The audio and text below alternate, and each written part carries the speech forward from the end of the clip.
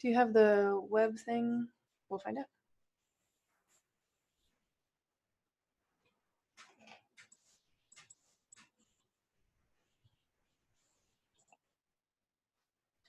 Hello, hello.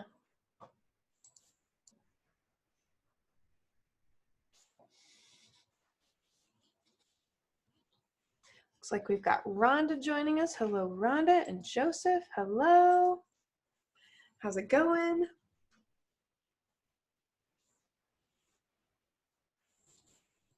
Chat window here. We've got Ryan. Hello, Ryan.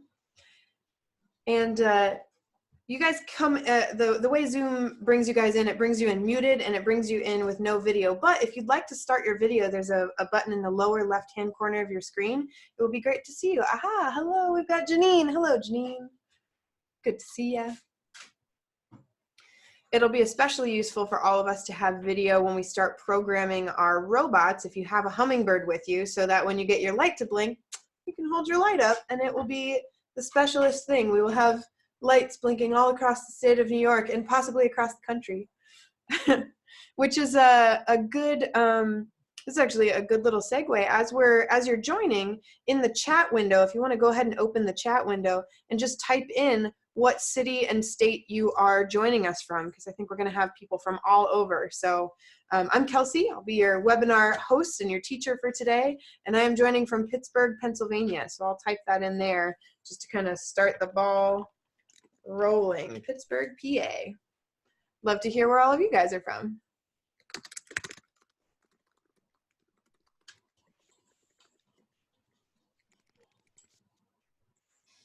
All right, who else we got? We got Kendi. Kendi, nice to meet you, Kendi.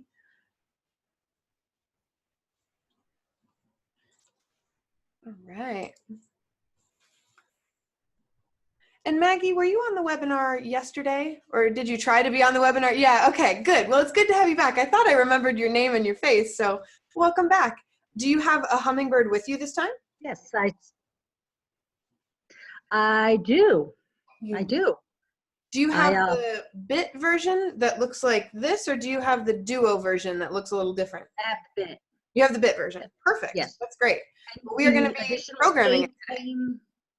The additional 8 came to my school today, so I was very excited. That's awesome. Congratulations. Well, we're going to learn how to do the basics of programming it today. We're going to be using a smartphone or a tablet if you guys have an iPad or a Kindle or something like that. If not, you can just use your smartphone. We're going to use that because I know that just about everybody has a smartphone, but you can certainly use this with a laptop or a Chromebook, whatever you've got at your school as well. So, all right. Do you have the bird blocks links in the Google Doc? Yeah. I do. Thanks. Okay. So we've got some people coming in from Virginia. Got someone coming in from Calgary, Alberta, Canada. Hi, Janine. Welcome. I'm so glad that you're joining us. This is great.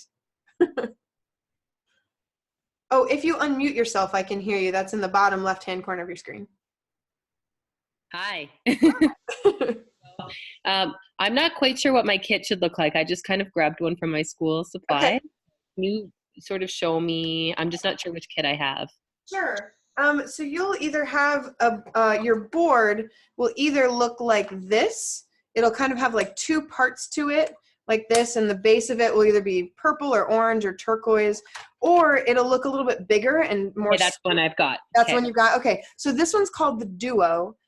You can't, everything that we're going to do today with the new bit one, you can do with the Duo. You just have to use some adapters and stuff to get it to do that. So, I hope. And yeah. I'll show you how to, and you don't actually need the adapters. I'll show you where to access all of that information on our website so that you can start using this immediately.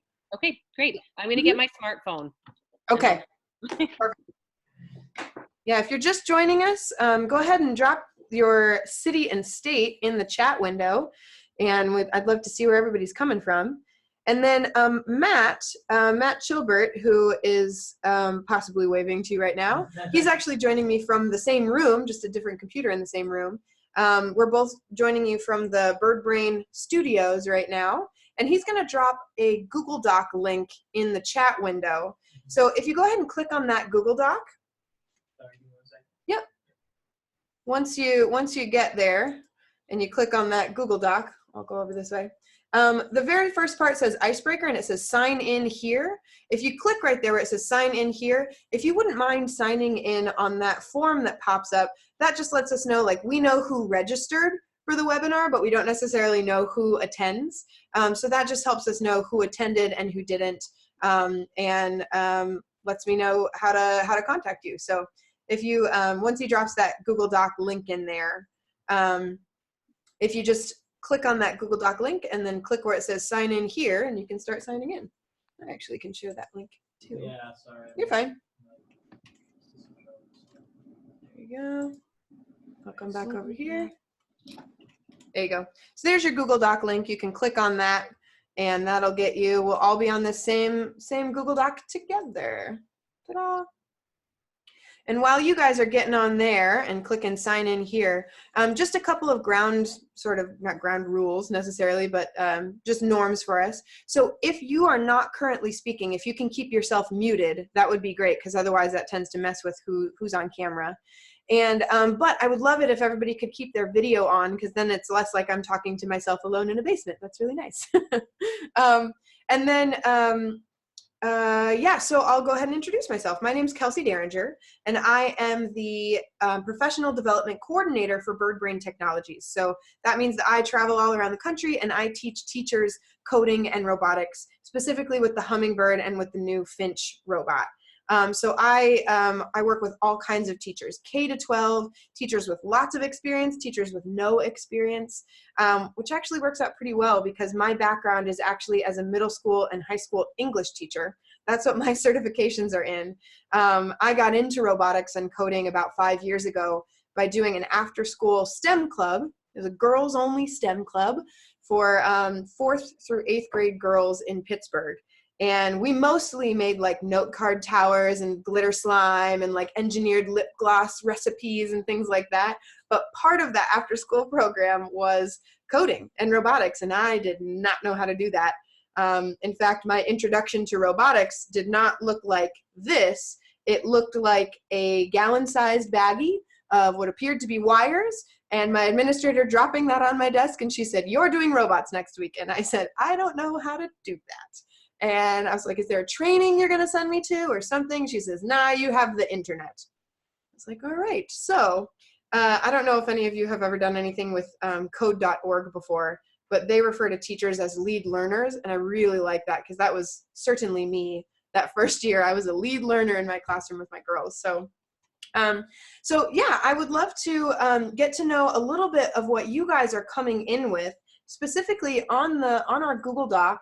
There's a place that says go to menti.com. So on your smartphone or on your computer, or you can click this link. If you go to menti.com and you enter these three, I'll present now. If you enter those three numbers, 87, 91, 11, that'll bring you to this question, which is, why do you think that we should teach coding and robotics? And there's a bunch of different answers on there, and you can pick your top 2. I like this as an icebreaker, because I like to know what brought you here today. Was it preparing students for the workforce? Was it equity and social justice? Was it personal agency and joy? What makes you want to teach robotics and coding in your school? And as you guys add answers to this and hit submit, your answers will come up in like that, like a pie chart. Ooh, look at there, they're flowing in now. So let's see, we've got a couple people who are really interested in competencies and literacies, those 21st century skills, nice. A couple people interested in school reform and improvement, personal agency and joy, that economic and workforce development, and then some technological, social, and scientific innovation. You guys can continue to add your answers to that, and we can watch them kind of add to it live there. I know for me, when I was first teaching, and again, I was teaching mostly inner city girls in Pittsburgh, mostly girls of color from a low socioeconomic background. And my reason for wanting to do coding and robotics, besides being sort of voluntold to do it, was equity. that's what really brought me to the table for coding and robotics for my girls, because I knew that the kids in the suburbs were doing stuff like this, and I knew that the kids in the after-school programs and the kids in the gifted programs were doing stuff like this, but my girls weren't in the gifted programs for the most part. And this after-school program, the reason they could come was because it was free and because they got bused home afterwards. So I was really interested in that equity piece. I wanted my girls to have access to all the kinds of things that other kids were having access to. Especially, I wanted them to have access to those opportunities for joy and learning with coding and robotics. I didn't want them to fall behind. So for me, my reason was all about equity and social justice. But it's good to know. It looks like our few biggest reasons are innovation, competencies and literacies, and then that personal agency, joy, and fulfillment. So it's good to know what we're coming in with today. That's great. Well, let's talk just briefly about the Hummingbird and robotics in general. So without knowing exactly, if have any of you used robots before or not, I think it's useful to just start with, okay, so this is your Hummingbird kit, unless you have the older Duo kit, and then it'll be cardboard. It'll look a little different. But when you open this up and you look inside, it kind of just looks like a bunch of wires and components and stuff. And so okay, so what is that? I think it's useful to start out by talking about, just in general, what a robot is. And so this is the model of robotics that we like to talk about here at BirdBrain. It's a model that involves talking about a robot is something that senses, thinks, and acts. So to bring your Hummingbird parts into play there, in a premium kit, you get 4 different sensors. Now, if you got a demo kit from me at NYSCATE, you have 2 sensors. You probably have the light sensor and the dial sensor, and those come in the base kit. If you have a premium kit, you also get a sound sensor and a distance sensor. And if you've got the Duo, you have some of those same sensors, plus you have a couple of other ones that we elected not to use in the new Bit kit just because people weren't using them very much. But a sensor is just something that generates data. It generates numbers. And so then that sensor data goes into the Hummingbird and MicroBit. That's where the thinking happens for our robots. And then the action, what does it do? Well, you can program lights in the form of single or tricolor LEDs, or you can program motors, and your motors might look like this, or they might look like this. If you've got a base kit, there'll be smaller blue motors like that. So it's a robot is something that gathers data, decides what to do with it, and then does something. And I know when I first heard oh, it's got lights and motors, I was kind of a little disappointed at first, because I was oh, I kind of wish it did more stuff. But the beauty of a Hummingbird is that you take these lights and motors and you combine them with craft supplies and hot glue and cardboard and pipe cleaners, and you can make anything. Anything becomes a robot at that point. So you can make this great muscles and bones project where students are learning how muscles and bones work by using pipe cleaners, right? You can make a robot petting zoo animal that responds when you feed it or pet it. You can make an interactive map of migration patterns of different animals. You can make anything into a robot at that point. And so we're going to start by just getting our robot connected. And we're going to blink a light together today and talk about how you might put that into a project with just that one component. So let's start by just taking a few things out of the kit. So I'm going to flip this guy over here. Ta-da! So out of your kit, I want you to grab just a couple of things. Go ahead and grab your Hummingbird, which is this piece right here. Grab the MicroBit, which might come in a little metallic plastic sleeve. You'll want your battery pack, which looks like this. It takes 4 AA batteries. So if you don't have batteries in there, you might want to go steal some from your remote. So you want 4 AA batteries in there. I've totally done it, by the way. I stole batteries from my hotel room remote before, by the way. And then the other thing you'll want to grab, just to start out with, is a USB cord. So while you guys are grabbing those things out, I just want to talk about these 2 pieces right here, the Hummingbird and the MicroBit, and what those things are. So this right here, this is a MicroBit. This is a type of microcontroller, like an Arduino, or really any small electronic thing that you have in your house has some kind of a microcontroller in it. But the difference between an Arduino or any of those things and a MicroBit is that the MicroBit was made for educators. The Arduino was made for like basement enthusiasts, people with like time and the ability to like get a new one if they fried the board or whatever. But if you've got a classroom full of third graders, you don't have time or resources to fry a board and just go get a new one. So this MicroBit here was made by the BBC. If I turn it over, if you look on the back, it says BBC on there. And this is an awesome little computer science tool. It's got these A and B buttons that you can push. Those are forms of input. These little dots on here, this is a 5x5 LED display, so you can get letters or symbols or pictures to come up on there. These gold things on the bottom, those are ports, so you could use like alligator clips and you could connect onto those onto those ports down there and attach LEDs or micro servos. And then if you flip it over on the back, if you were to read all that little white writing, it's got an accelerometer in it, so it knows when it's being tilted. It's got a compass, so it knows what direction it's pointing. And it's even got a radio feature, not a music radio feature, but like a radio frequency feature, so that you can get one microbit to talk to another microbit wirelessly. It's really cool. So this is a super powerful little tool. By itself, it's like 15 bucks. And this has at least a semester's worth of really great computer science content to go with it. So super powerful little tool. But if you really want to get into the creative robotics side, there's only 4 ports down here and they can be a little finicky to connect to. So what we did is we made our Hummingbird into a breakout board. So if you've got your MicroBit and your Hummingbird, go ahead and snap your MicroBit in there. Make sure the colorful side, it might be red or blue or yellow, make sure that's facing up.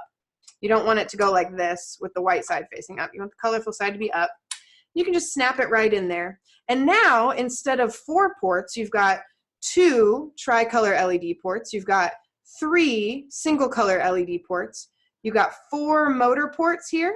And you've got 3 sensor ports along the bottom, plus a buzzer right there. So that's 13 things that you can plug into the same brain. You can think of this as the brain, and this is like the body a little bit. And then you can plug all those LEDs and motors and sensors and everything all into the same project. So that's a little bit about the MicroBit versus the Hummingbird. I know we have one Duo user with us as well. This guy, if you flip this one over, you'll see that the microcontroller that this one has is an Arduino, because that's all that was available a few years ago. The MicroBit's fairly new. So this one has a lot of those same features: sensor ports, LED ports, motor ports, etc. It's got a lot of the same features, but this is the more updated version. So let's go ahead and plug your battery pack in to the back side, so like the opposite side from your MicroBit. And then on your battery pack, there's an on-off button. Go ahead and switch that to on. You'll see this little orange light come on, and then your MicroBit might start to say some things, start to have something to say. Let's grab your USB cord out as well, and you're going to plug one end of the USB cord, the itty-bitty side. You're going to plug that end into the MicroBit. There's a little hole right there. And then plug the other end into your computer. Because the first thing we're going to do is we're going to put this into Bluetooth mode so that we can program it with your smartphone using bird blocks. So plug one end in there and plug the other end into your computer. Then I'll head over here to our Google Doc and show you where to go next. All right, so we talked about what is a robot. Now we're on to programming your Hummingbird. And right down here where it says put your MicroBit into Bluetooth mode here, click on that thing that says here and go to that part of our website. Go to that link. So for simplicity and for the sake of simplicity and the sake of quickness, I'm taking you right to the step you need to go to put your Hummingbird into Bluetooth mode. So what we're about to do is we're going to download a file, and this file is called a hex file. That's the type of file that the MicroBit takes. Like if you were working with a picture, that would be like a JPEG, or there's a PDF file or a .doc file. This one's a .hex file. And so we're going to download this hex file onto your MicroBit.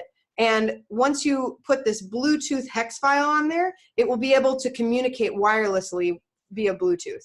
So here's how you download this file. You can click that orange button, and then you don't need to rename it or anything, but you're going to scroll around. You might have a Mac, you might have a Windows. I'm on a Windows machine, and you want to find the MicroBit. Like your computer knows the MicroBit is plugged in now. Go find the MicroBit and select that as the place you want to download it to, and then hit save, and I'll show you what happens.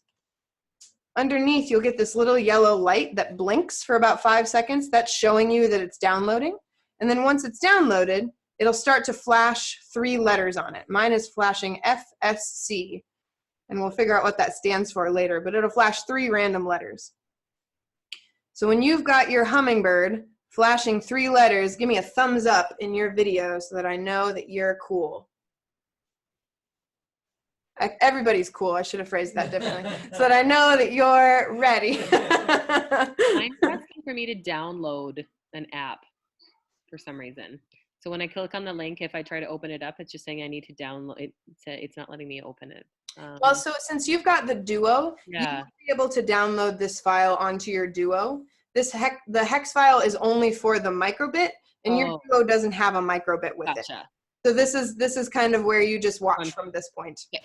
Yep. Sorry, Janine. Thanks Nope, for that's asking. okay. Yep. If anybody's having any trouble downloading this file or getting your MicroBit to flash 3 letters, feel free to ask a question or sort of like raise your hand in the chat window feature, and Matt can help you out. That's part of why he's here. He's here to help you troubleshoot. So, all right, so we've all got our Hummingbirds in Bluetooth mode now. All right, and once you've done that, you can disconnect the USB cord. We're not going to connect to your computer at all. And also, once you put your Hummingbird in Bluetooth mode, let's say at your school that you have iPads, or you're going to be taking these to an event where you want people to use their smartphones like we're going to do. Once you put your Hummingbird into Bluetooth mode, you never have to do it again. It's going to stay in Bluetooth mode. You can turn it off, turn it back on, and it will continue to be in that mode until you take it out of that mode. So here we go. Got our Hummingbird. I'm going to zoom in on him a little bit. There we go. And focus it up. Okay. Look at there. Learning how to use all the cameras. Woo!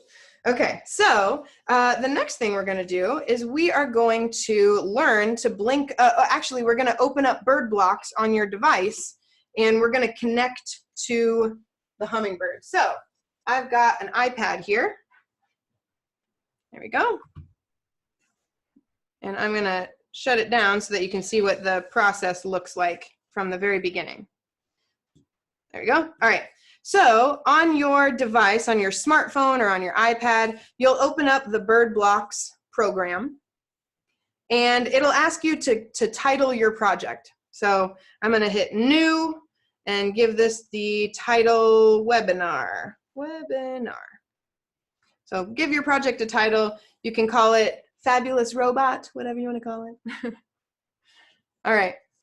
And so once you get into bird blocks here, I'll turn this so you can see that my Hummingbird's still flashing those letters here. Once you get into bird blocks, let me just give a quick overview of what this looks like, because I know some people might be coming in having done some kind of coding before, like on Scratch or Snap or doing Hour of Code or something like that. Some people might not have done any coding before. So just to explain a little bit of what we're looking at here, if I zoom in on bird blocks a little bit, bird blocks is a coding language like any other ones. The Hummingbird works with this tablet app, which is free. It also works with all kinds of other languages as well. It works with Snap, which is a laptop or Chromebook coding language. It works with MakeCode, which is my favorite coding language. These are all block-based coding languages, so they're all going to look really similar to what we do here today. It also works with text-based coding languages like Java and Python as well, if you're working with older students. And so what we're looking at on our screen here, on the top left portion, if we click around where it says operators and sound and tablet and control, those are all different like folders full of blocks. And each of those blocks is a different color, and it kind of does something different as well. We're going to be working with mostly the turquoise robots blocks and the gold control blocks. But first, in order to get our robot to work, we've got to connect to it wirelessly. So here's how you do that. And you can do this with your Duo, Janine. There's just a little process to go through it. But if you look on there, it'll say Hummingbird Duo or Hummingbird Bit, because you can do this with your Duo as well. So see the little button that looks like a bird with a paper clip next to it? You're going to hit that. There we go. See where it says Connect Device? You'll connect device. And then your device should pop up there. So remember how it said FSC? It's flashing that on here. FSC, as it turns out, stands for Floppy Sky Chicken. So each microbit has its own sort of individual name. So this one is Floppy Sky Chicken. So I'm going to select that one. And when I do, I don't know if you heard that, but that is the sound of success. That means I connected to my Hummingbird.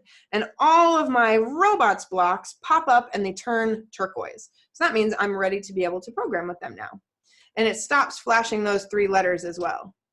So if you've never done anything with block-based coding before, what we're going to end up doing is we're going to end up like dragging blocks from over here into this gray space. That's our blank page, you could think of it. And on this blank page, you can drag blocks out. You can click them to throw them away. You can just take them back where you got them from. That becomes a trash can, like so. To run a program, I'll teach you how to run a program. You just click on a block to run it. But the first thing we're going to do is we're going to blink an LED. But to blink an LED, we should probably plug an LED in because we ain't got any on here yet. So let's go get one. Your LEDs come in a bundle, and they come in, we're just going to get a single color LED. So your tricolor LEDs are thicker and there's more colors in there. We're just going to get a single color one. There should be a red one, green one, and a yellow one. So pick your favorite color. I'm going to take a green one out because I like how that one looks. I'm feeling green today. So I've got my green LED I'm grabbing out. All right.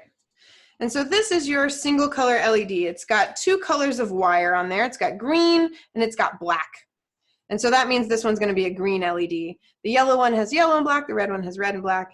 And here's how we're going to plug into it. You'll want to grab out this guy. This is called a terminal tool. I like to call it a poke and stick because it's for poking the port to be able to plug it in. Let me zoom in a little bit on my Hummingbird so you can see how I plug this in here. So here's the top side of your LED. Looks like that. That's what's going to glow. The other side has these couple of wires on here. And so the way that you plug these wires in, our yellow ports on here, those are our single color LED ports. And see how it says 1, 2, and 3? And then above that it says positive and negative. Well, the black wire is always going to go in the port that says negative, and the other color is going to go where it says positive. So let me show you how I plug this in. To plug it in, you're going to push down on the button with your poke and stick, your terminal tool. Insert the wire at about a 45-degree angle, and then let it go, and that will pinch the wire in place. So I'll show you again with the black one. You're going to push down on the button, insert the wire at about a 45-degree angle, let it up, and it's pinched in place. So now we've got it securely connected there. Zoom back out. There we go. So you can see my programming language, my Hummingbird, and my LED all in the same shot. All right. So let's see. If anybody's having any trouble plugging anything in, be sure to either raise your hand or use the chat window to ask about that. All right. Okay. So let's first turn our LED. Oh, did I see a hand raised? Yeah. Unmute yourself, Janine. Come on in. Hey, sorry. That's I'm fine. just lost because I don't have like the app. I'm not sure like where I'm going. Like I have the thing, but I don't know, like I've got it plugged into my computer, but I don't know how to get what you have like this. Do I have to have a program or? Let me, in the chat window, let me drop our portal in here. Yeah, Sorry. I connected Janine to Sure. the Snap stuff. Let me go ahead. I can take care of that. Sure. Okay. Okay. So Matt's going to drop some links for you in the chat window and you can kind of navigate around in there Perfect. to bring up blocks that are going to be really similar to the blocks that we're using. Okay, thanks. Okay, absolutely, absolutely. Okay, so let's drag out a block that says bit LED 1 at 0%. Looks like so. And you can zoom in with your fingers just by pinching like that. So drag out, it's a short block, it says bit LED 1 at 0%. Now 1, see how it's got a little triangle? You could choose which port you're plugged into. We're plugged into port 1 here. So I'm going to select port 1. And then the 0%, that's the brightness. So if we want to turn it on all the way, you could click in there, type 100%, and then to run the block, to make it actually activate, you just click the part of the block that says bit. Ta-da! And we got a light to turn on. If you got a light to turn on, hold it up in front of your camera so we can see. Got a light on with Maggie, looks like. Having some trouble, Suzanne? I'm going to unmute you, Suzanne, so you can ask. Connect this one more time. What's that? Can you show how to connect this in here one more time? Sure, I absolutely can. Let me scooch this guy back over, and I'll zoom in here. Oops, that's out. Zoom in. So the way that you connect it, you can use this terminal tool if you want to help push down. I'm actually better with my fingernails, though. So you would push down this little button. See where it says the yellow port 1, and then there's a positive and a negative there. The green or red or yellow one is going to go in the positive. You push down the button, insert the wire at about a 45-degree angle, and then let up on the button, and then it's pinched in place. And you'll do that. The black wire is going to go in the negative side of the port. So push down the button, insert the wire at about a 45-degree angle, let it up, and then it'll be pinched in place. Hey, look at you, Maggie, looking good. You got Christmas all by yourself over there. This is great. No fucking idea. So mine didn't work at first, but I had reversed. I'd put the negative, and then I turned a light on Yep. in the other room Right. so I could see. When you switched the ports, then it Then worked. it worked. That's great. Congratulations. How does it feel when you get your light to turn on? Ah, good. Okay. That's great. I see that with kids too. I came into teaching robotics with some kind of false assumptions of what it would be like. I thought it was going to be sort of like really sort of difficult and harrowing and like, okay, well, we're just going to like keep our noses to the grindstone and like in 2 weeks at least maybe we'll be proud of ourselves kind of thing. But actually, once we got into it, the minute they got their light to turn on, they were like in. They were happy. They were ready to go. If you want to hold your Hummingbird up to the camera, Suzanne, if you Got have, it. got it? I got it. Different glasses help. Isn't that funny? Yeah. And actually, like, our fingers are like so much worse at this than kid fingers are. Kid fingers are way better at this than ours are. All right, cool. So did you drag your block out, set it to 100%, and get it to turn on? Nope, working on that. All right. All right. So we got our LEDs out, and just to point out too, if you had plugged it into a different port here, you could set it to a different port and turn that on like so. If you want to stop your program at any point, you can hit the red stop sign up here in the upper right-hand corner. But I'm going to keep this on because I want us to turn it off with programming now. So the way we're going to do that, drag out another block that is the exact same one, but don't connect it to anything yet. Leave it at 0%, and then click it right where it says bit, and we just turned it off. So now to blink it, we could turn it on, turn it off, on and off, on and off, like so. That's one way to blink a light, but that's pretty labor intensive, and the name of the game when it comes to robotics is really automation. We want to automate this a little bit. So if you snap them together, see how when I drag this close, it gets this little white line there? So if you want to snap those together, now every time I click these two blocks, it runs the whole script in which it turns it on and then off really quick. On, off, on, off, on, off, like so. It's going to run that whole script. But still, this is a little too labor intensive. I don't want to be standing here clicking a button every time I want it to turn on and off. So we're going to go to a different folder now. We've been in the blue robots folder. Let's go to the gold control folder. And Suzanne, did you get your light to turn on? No. Oh, let me unmute Not you. working, so I'm working on it. Can you say that one more time? I don't have the bird blocks, and the snap is not going, so I'm listening. Don't worry. I'm with Okay. you. All right. Didn't want to leave anybody behind. We can take a look at snap after this too, real quick, after we get our lights to work in bird blocks.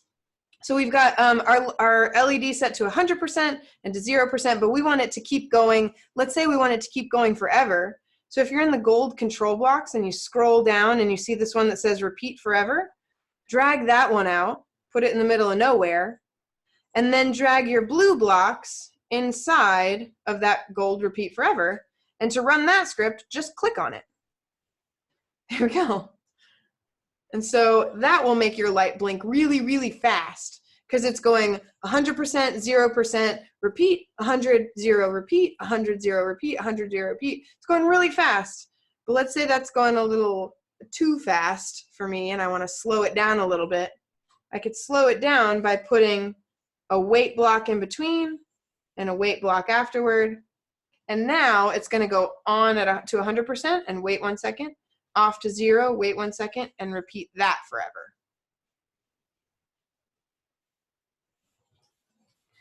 So I see someone asked, does BirdBlocks run on Chromebooks? No, BirdBlocks is just our tablet app, but we do have a bunch of different Chromebook apps and programs that you can use. So Snap or MakeCode are really good for Chromebooks. Personally, I prefer MakeCode. It's a really strong coding language, and it's got an advantage here because right now, if I shut my iPad down, this is an active wireless Bluetooth connection between these two devices. So if I shut my iPad down, this will stop blinking. So in order for me as a student to be able to program it, or in order for the robot to run, I have to have the programming device near it and on and active. So if you wanted to set up a display or something in your library, using an iPad or using BirdBlocks might not be the best option for you. But MakeCode, you actually download the files onto the board. So you have it plugged in with your USB cord while you're programming. But then when you're done, you unplug this and it will keep running that program. So I really like using MakeCode, especially if your end goal is to use your robots as a display. So if you're using a Chromebook, that's what I'd recommend. All right, so we got our light to blink on and off. If we wanted it to blink faster, I wonder what we would do. So right now it's waiting 1 second in between each step that it does. If we wanted it to blink faster, we could decrease the amount of time that we spend doing each step. So now instead of waiting 1 second in between each step, it's only waiting half a second, right? And if you want to stop your program, you could hit your red stop sign and that would do that.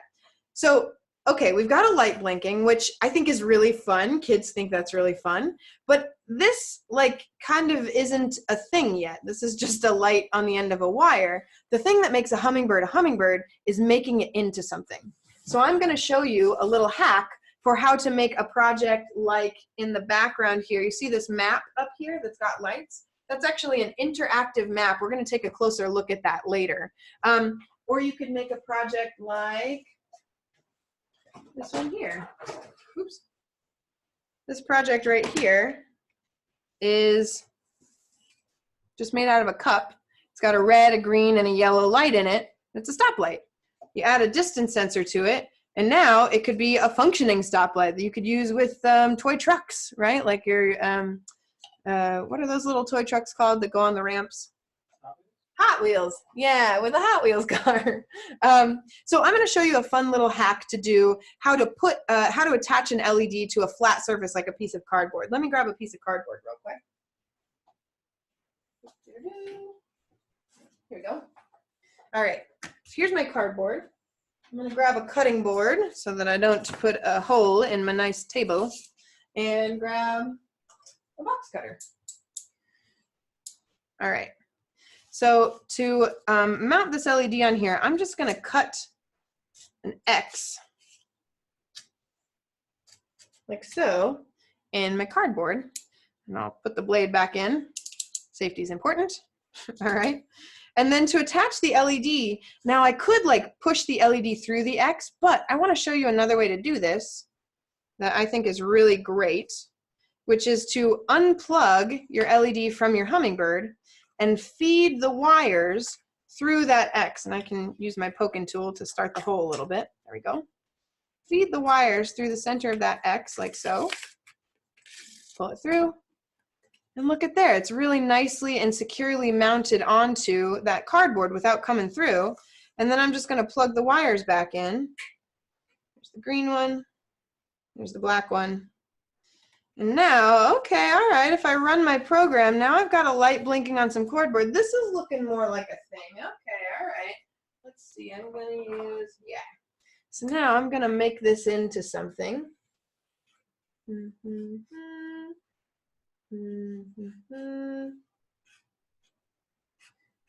gonna make this into a little alien character with long arms.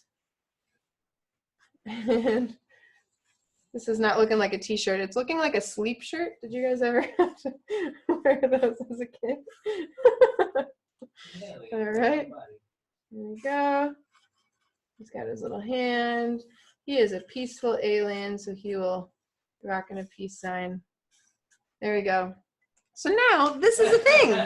This is a thing. Now it's not just a light blinking. Hey, look, somebody brought one. What'd you make, Maggie? I'm gonna put your video up front here so we can see it. Look at there. Yeah. That's beautiful. You got your 2 lights plugged in. That is awesome. Yes. Yes. Oh, let me unmute you. Hold on just a second. How do I do that when you're down here? Can you unmute yourself? So Amazon just delivered, and so I was like, here, let me use this Amazon box. See? That's beautiful. That's actually the other thing that I really love about Hummingbird is just like you know, you just use junk. You use trash, things that you would throw away, and you make that into a robot. This is great. Way to go, Maggie. Lovely project. So now we've made it into a little something. Let me show you sort of like a more evolved version of this. What might this project look like if you aligned it to curriculum, if you made it something a little bit a bigger deal. All right, I'm going to take this map down. Will you help me focus that camera to Matt? Thanks. Okay. So here's this project here. There we go. I'm going to dim the lights a little bit so you can see it, and then I'll give it a battery pack that will actually light up. So this project here, I know I look a little dark, but the map looks good, and that's what's important. Okay, so this is a map that shows monarch butterfly migration patterns. So something that I learned when I was having a conversation with a friend is that I knew that monarchs went from Mexico all the way up to Canada, but I didn't know that they'd actually take 3 generations to do it. So I indicated with the color of light which generation is in which location. So the red lights down in Mexico, those are the 1st generation, the yellow lights are the 2nd generation, and the green lights are the 3rd generation. And I even made this project, I took it one step further. If I change the mode of it here, I gave it a sensor as well. So if I zoom in on the sensor, see how it says March, April, May, June, July? So you can see what time of year these butterflies are in the different parts of the country. So, all right, get my hands out of the shot here. So if I start over here, I'm in June and we're getting up into the southeast. Now if I keep going through the year, we get up into August, that's when they're up in Canada. So I'm just using a dial sensor, which you have in your kit, and single color LEDs. I've plugged a bunch of them into the Hummingbird. So you can see what time of year these butterflies are in the different parts of the United States. That's just using this same basic idea, code and LED, but I added a sensor to it. It's using the same basic building hack with my little alien dude, and it's just taking that a couple steps further by aligning it to an actual curriculum project. Would you mind adjusting the light back again? Thank you. Make me look pretty again. Okay, put that back there. Those are just kind of the basics of how to use a light and how to incorporate those things into a project really easily. But I also want to show you how you can learn more on your own. So I'm going to share my screen with you again and go to where it says online resources, and it says BirdBrain website. So if I go to our basic BirdBrain website, this has all kinds of really useful information on it, but I'm going to go to this button that says Get Started. And all of this is in that Google Doc as well, but if you go to Get Started, that will take you to our online learning portal. If you're interested in learning about the differences between the programming languages and whatnot, there's a place where you can click here and learn about that. But first step is just to pick your robot. So we were using the Hummingbird Bit today. However, if you were using the Duo, you could select that. I'm going to go back to Bit. And then you choose the device that you're using to program with. So I was using an iPad today, and then it'll show you what programming language is available for that robot and device. If I had selected a Chromebook, you could see that MakeCode or Snap would be appropriate for you at that point. Or if you have a Windows machine, which is actually what I'm working on today, I could use MakeCode, Snap, Python, or Java. But just to keep things simple and consistent, I'll stick with iPad and bird blocks because that's what we were using today. But you can choose what works for your school. And if you decide like, oh, I'm actually going to be in a different classroom using a different thing, just go back to this Get Started page and choose a different thing. Like it'll remember your selection, but you can always change it. And then if you go to Get Started, when you go through the portal, it opens up 4 tabs of information for you. If you're with a Duo, there's probably a 5th tab about getting it in the right, about installing things. But it opens up these 4 tabs: Program, Build, Teach, and Resources. So in Program, this will look a little bit familiar because we were here earlier. These are video tutorials that will teach you how to set up your device, do what we just did to set it up, use the outputs like the LEDs and motors, and use the inputs like the different sensors. So we went through the basic setup steps. Step 2 is like download the app, and here are the different installation blocks. Step 3 is how to plug everything in. And you might, you now know something that not everybody knows is that these are Matt's hands. You guys know what Matt's face looks like. Not everybody knows. But Matt made it, we've made all these videos showing you step by step how to set up your Hummingbird to work with bird blocks, or to work with Snap, or to work with MakeCode. So these are your setup instructions. And then down here, all of these are different modules. And I say modules because they are modular. They're non-sequential. You could start anywhere. We started with the single color LED, and we did these 6 steps together. But you could start with the position servo motor. This guy right here. You could start with one of your motors like that. Or if, and I'd recommend that you start with some of the outputs and get to know it a little bit before you go to the inputs. But heck, if you know you want to do something with a distance sensor, start with distance sensor and follow these step-by-step instructions, and it'll show you where and how to plug it in. And then it'll show you which blocks to drag out when you're using bird blocks or MakeCode or Snap or whatever you're using. So these video tutorials, I find them super, super helpful because, yeah, there is text over here, but you don't really have to read it if you don't want to. You can just follow the step-by-step videos as well. And a couple ways that I see teachers using these. So when you're thinking about, well, how do I teach this in my classroom? How do my students learn how to do this? There's a couple different ways to do that. Variety 1 or way number 1, you could send them to our site, send them right here, and they could follow these tutorials themselves. I've heard from all kinds of different teachers, from teachers who work with students who are English language learners, because these videos don't have sound and don't require you to speak English to follow them. They've been able to do that. And on that note, actually, a note for you if you're working with students who English is not their primary language, in settings on bird blocks, you can actually see the thing that looks like a world.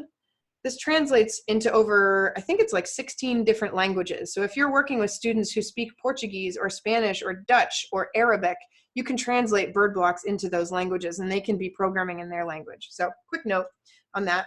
But so students could access these videos and learn directly themselves. You could learn how to use these things and learn how to do the pieces that you want to learn how to do. And you could kind of do whole class instruction with your students, either putting these videos up front or kind of talking them through it. Or there's a printable version as well. That purple button at the bottom that says coding cards. There are these coding cards available that are printable. So if I download this, I can show you what they look like. And would you snag my backpack for me, Matt? So if you print these out, they're half sheet cards. And on the front side, they show you how and where to plug in your component. And on the back side, they show you, they give you a little bit of sample code for how to program that. And so what I like to do with them is I like to print them out, laminate them, and put them on a key ring, because that's what I do. I'm a teacher. So here's the single color LED one. On the front, it shows you where and how to plug in a single LED. And on the back, it gives you a little bit of code that your kids could replicate. And then it gives them a little challenge, because we really do want them to learn. We don't just want them to be recreating stuff. That's a good first step. But then a challenge, write a program that makes the LED blink faster. And so there's a card for each component. Tri-LEDs, the sensors, the motors, right? So they could work through these cards themselves as well. That could be a way that they learn. And I really like this, the coding cards and this modular way of learning, because it allows for learner inquiry, whether the learner is the teacher or the students. Maybe we all learn single color LEDs and motors together. Cool. And then you send your kids off on their first project, a robot petting zoo project, or a tiny drummer, or a bee, or whatever it is. And they say, oh, I want my ballerina to spin all the way around in a circle. They can just go find the module for that. The whole class doesn't have to learn it together. They can go find what's relevant to them. So back to our website here. So that is the programming page. That's how you learn to program. But that's just one of the 4 pages. Build is another page that we have here, and on the build page we've got all kinds of different hacks and tips and tricks for how to just build stuff, because some teachers have never coded before. Some teachers have never really had the opportunity to build stuff before either. I was an English teacher. We wrote a lot of essays in my class, but I didn't have the opportunity to do a whole lot of hands-on stuff. So we've got things like adding components on the bottom here. We've got Hummingbird hacks. So the LED hack that I showed you guys, Matt's got a quick little video where he shows you how to cut an X in a flat surface, feed the wires through, and add an LED. But we've got other hacks for mounting a servo motor onto your project. We've got some great simple robots here, and I really like these for teachers who are like, I don't really have to align to curriculum to start out with. I'm just looking for something simple and fun for kids to build. I'd highly recommend the Tiny Drummer. That's one of my favorites. This guy is so funny and funky to me. It's just a little cardboard dude with a popsicle stick for an arm and a cup, and it's this little guy banging on a cup. And so what I do when I teach this with teachers is I'll teach them lights and motors, and then I'll say, all right, here's the basic design. Make your drummer drum to your favorite song and make it your own. I usually say, get weird. That's my favorite instruction to give. Get weird. And they do. And they'll add multiple drums, and they'll put cymbals on it. And now it's got 2 arms, and the drums will light up when they bang on it. And this one looks like Michael Jackson, and that one looks like Childish Gambino. And it's like every kid has a favorite song. You know, and I give them half an hour to build this thing, and they go crazy with it. It's such a fun math, music, coding, robotics connection. So they can see the basic design here, but then get weird with it, as I like to say. So you can see some simple robots there. And then even up at the top, we've got some basic mechanisms. So if you're looking to like level up your building, I'd highly recommend using a mechanism like the crank. This guy's really cool. I like it for making a mouth open and close, or making doors open and close. It's just a paper clip and some hot glue and cardboard to make the thing open and close. We've got an example of like a mouth that would open and close on like on a fish. Matt's being my like lovely assistant today. Thank you, Matt. Should have had this ready to go, but like this is where you might use that crank mechanism. So if I switch my camera over, you can see inside the mechanism. See that? It's just a paper clip, and as this thing turns, it brings the mouth closed or open, pushes it closed. So it's also, this one also has a toilet paper tube inside to make the eyes blink. It's a funky little project. But so that's all on the build page. On the teach page, I think this is where it really opens up for teachers. On the teach page, this is where we have over 60 different projects that teachers have made with a Hummingbird in their actual classrooms. You can even filter it based on like, I'm looking for like 4th through 8th grade, like art and language arts. That's kind of what I'm looking for. Okay, you can see which projects align to something like that. So let's take a look at what one of these projects looks like. This one is called Robot Shakespeare. And I have a soft spot for it because, you know, English teacher. But let me show you this video here. I'm actually just gonna make this full screen here so you can see it a little bit better. About Shakespeare. So in this project, students got to read Romeo and Juliet, these 8th graders, and they recorded themselves reading the dialogue of the scene, and then they had to sync up their robot to the dialogue that they'd recorded. So it was like a little shoebox diorama, but it had to move and it had to line up. And when it says, "Oh, look, here comes my nurse," the nurse, like, she comes in, there she is. So she like pops her head in, right? And so all of these different projects, so underneath the videos that we show of the student projects, we have the objectives and learning goals that this teacher was going for and the standards she aligned to. So if you look, these standards are actually literacy standards because she was teaching English. She wasn't a coding teacher, right? She was an English teacher. So if you scroll down below, we've even got her lesson procedures. There's a printable, that she included here. And these are videos of her students doing their verbal assessments at the end of the assignment. And then we always credit the teacher that we got it from as well. But all of that is on the Teach page. Go back to here. All that's on the Teach page of our website, all those different projects that teachers have done. And then if I zoom out a little bit more, there we go. The last one is resources. And I think this is the biggest thing that helps teachers translate. Okay, there's a lot of information there. How to program, how to build, projects you can do. How do I put this in a classroom? This page is also my baby a little bit because I took a stab at least the first draft of everything that was on here. So these are all printable resources. So you'll find the coding cards here. There's also troubleshooting cards, which I would recommend that you print out and include with the coding cards of like, my light's not blinking. Why? Step 1, are your wires plugged in correctly? We see that sometimes that's the thing that you gotta check, right? Yeah. There's also some lesson plans here, this Your First Hour of Robotics. There are 2 different versions of a lesson plan here. And this lesson plan, I really like the Bee Waggle one. That one's my favorite. In an hour, this lesson plan will lead you as a teacher who's maybe never taught robotics before, and students who've never learned robotics before, give some recommended teaching time, suggested craft materials, some background information, how to prep your room and how to prep materials. Gives you some sample code and example code as the teacher so that you can kind of help guide students. And there's 2 different versions. Version 1's a little easier, version 2's a little more advanced. But again, version 2 is still appropriate for like 5th grade and above. And then it gets into the lesson plan. So like 20 minutes, teach the basics, use the tutorials and coding cards to teach single color LED and position servo.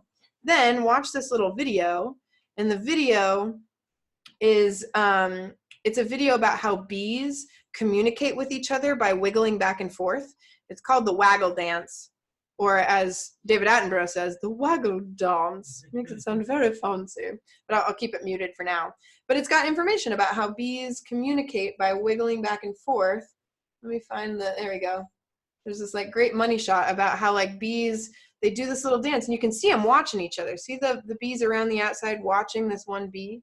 So the challenge is for your students to make a little styrofoam bee and to recreate the motion of a bee waggle dance with robotics components. So it's a little 3-minute video, 3 minutes of content that your students can make a robot that goes with that content. So there's all kinds of printable materials on there. I'll also point out on the bottom here, this is a really popular page. It's our grants page. So this is an entire list of people around the country and around the world, foundations and such, that like to give money for stuff like this, like robot stuff. And at the top, we have this grant guide where this is a Google folder. This is actually a Google Doc, excuse me, where we've written most of the stuff that you would need to write for your grant. So you could just copy and paste a lot of this into your grant. Our whole theory on everything on our website is that you should feel free to copy, modify, or ignore anything you want on our site. If it works for you, copy it. If it works for you, but you want to tweak it, do it. If it doesn't work for you, don't use it, right? But I think this grants guide is really helpful as well. So those are what's in each of those 4 tabs: program, build, teach, and resources. So just to go back to our agenda for today to make sure I'm not missing anything, I did want to show you, because I know I met a lot of you at NYSCATE. I wanted to show you this other robot. You guys have in front of you a Hummingbird. We would have given you one of these guys, but they're so brand new that there are only like 7 in existence. But if you were curious about it, this right here is the Finch 2.0. So as we're going, feel free to ask any questions about Hummingbird or anything. Ask any questions that you have in that chat window, and I'll also stick around a little bit after our time to mention things as well. But this guy, this is the Finch 2.0. It's a totally redesigned version of the Finch, if you've heard of that before. It's similar to the Hummingbird in that it's kind of got a lot of the same pieces. See, it's got a distance sensor. It's got some light sensors embedded in the top of it. Up here, it's got a LED in the nose. It's got some LEDs in the tail.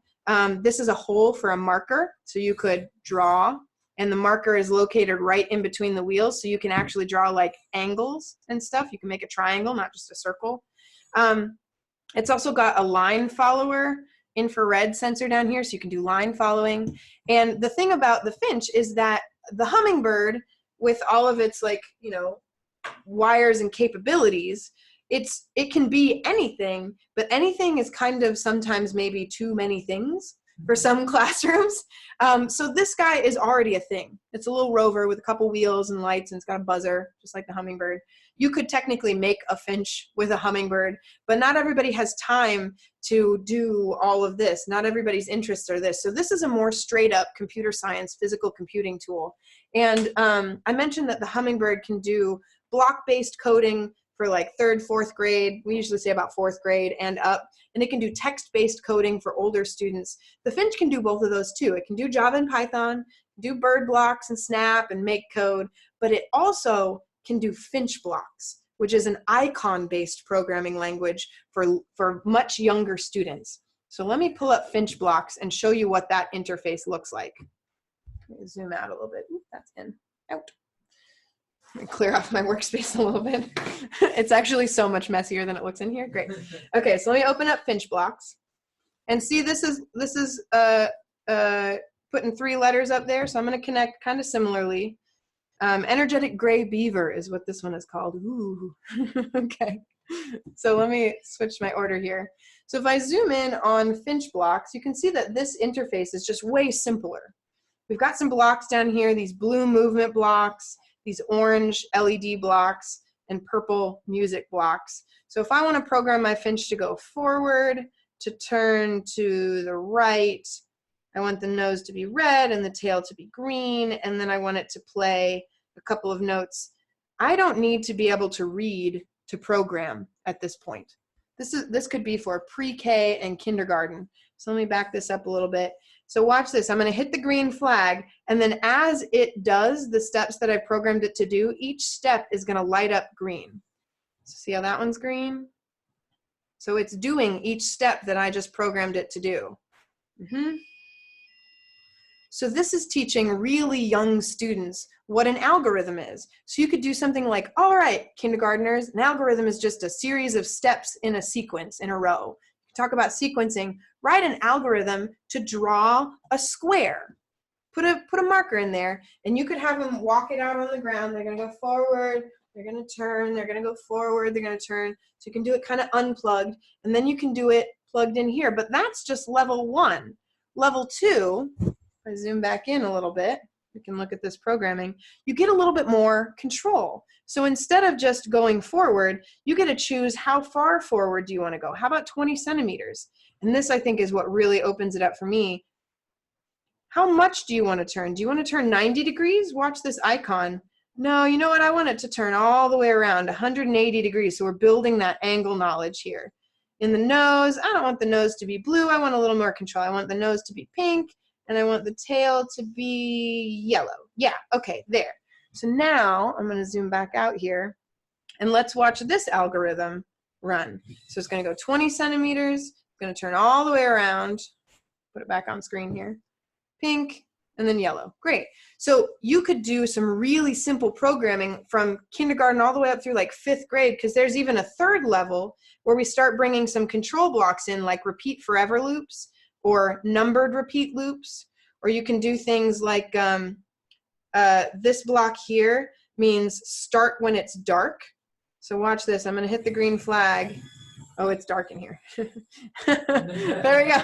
Well, this one, as you may notice, this one's a little rough because this is actually a 3D printed version of our Finch. This is a working 3D printed prototype. The actual ones will be made of like machine tooled parts, but these are so brand new that they're just prototypes at this point. But they are available for pre-order.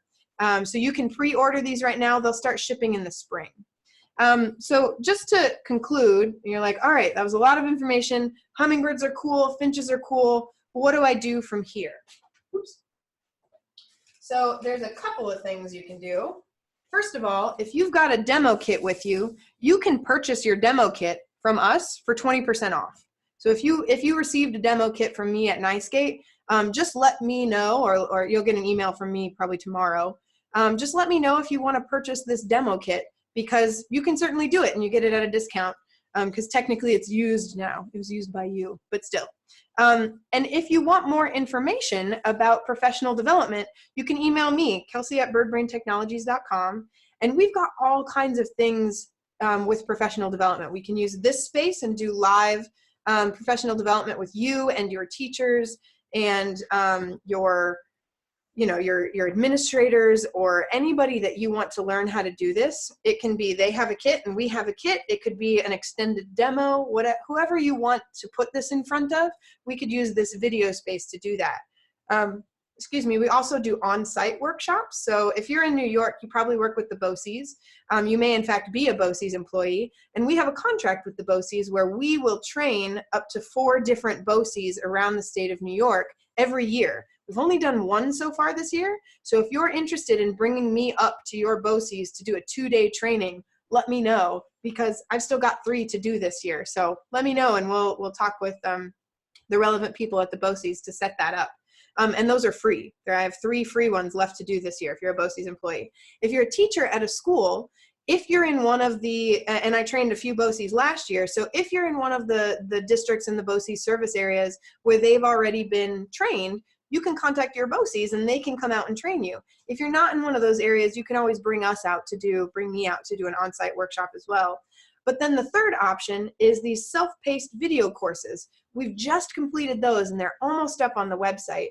But basically, we take a lot of the information that I shared here today, and we break it into about 14 videos. They're like 3 to 5 minutes long, and we'll teach you how to blink a light, and move a motor, and use a sensor, and we'll talk about equity, and we'll show you little building hacks, right? And so these videos are great because you can watch them over and over. If you missed something, you can go back. All of those self-paced video courses are free. So if you're interested in receiving or viewing one of those video courses, let me know about that as well. So far, we just have ones for Hummingbird, but there will be ones for Finch once Finchy gets out there. And just a last quick note about Finch too. I mentioned that it's only available for pre-order right now. But if you're thinking about ordering them, I would put that order in soon, because I think the price is going to go up. It's a whole tariffs thing. So if you want to get in on the good side of the tariffs conversation, you might want to put that order in soon. So does anybody have any questions about Hummingbird, about Finch, about robotics and equity, about girls in robotics or coding? These are my passions. Feel free to either ask in the chat window or go ahead and unmute yourself and let's talk it out.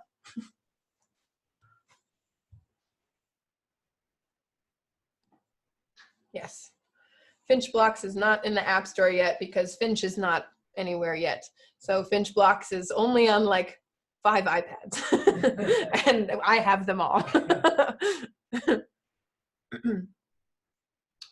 Yeah, I know a lot of teachers use Scratch, and so sometimes teachers ask about Scratch. Do these things work with Scratch? They will very soon. We're in conversations with the Scratch team to make that available. Duo, the Hummingbird Duo, does work with Scratch right now. It works with Scratch 2.0 offline or Scratch X online. but we're going to make sure that Hummingbird and Finch 2.0 or Hummingbird Bit and Finch 2.0 work with Scratch as well. They will work with that soon. Well, thank you, David DeWitt. I appreciate it. I really like talking to teachers, and I really love this studio and how it makes it able for us to talk to teachers everywhere, kind of where you are and where you're at. And then I get to go home to my cat, so that's really nice. I saw Maggie, I saw a cat jumping around behind you, Maggie. You get it. She gets me. Thank you so much, Torrance. It was really nice. I'm glad that you could be here. My turntable I had going last night, the cats were, they enjoyed the hummingbird. Oh, good, good. You know, With hummingbirds all are the pretty, standards at home. yeah, hummingbirds are pretty like drop proof, and they're pretty kid proof. They're not waterproof. I don't know if they're cat proof or not. You'll have to report back on that. I'm not sure. So if you don't have any further questions or anything, you can feel free to log off. I'll hang out for a couple more minutes just in case anybody has any questions, but we will also send you the recording of this webinar. So if you want to share it with anybody in your district or share it with any classroom teachers, you can feel free to share this video with anybody you want. So awesome. Thank you all so much. Start to clean up my mess because it's a big mess.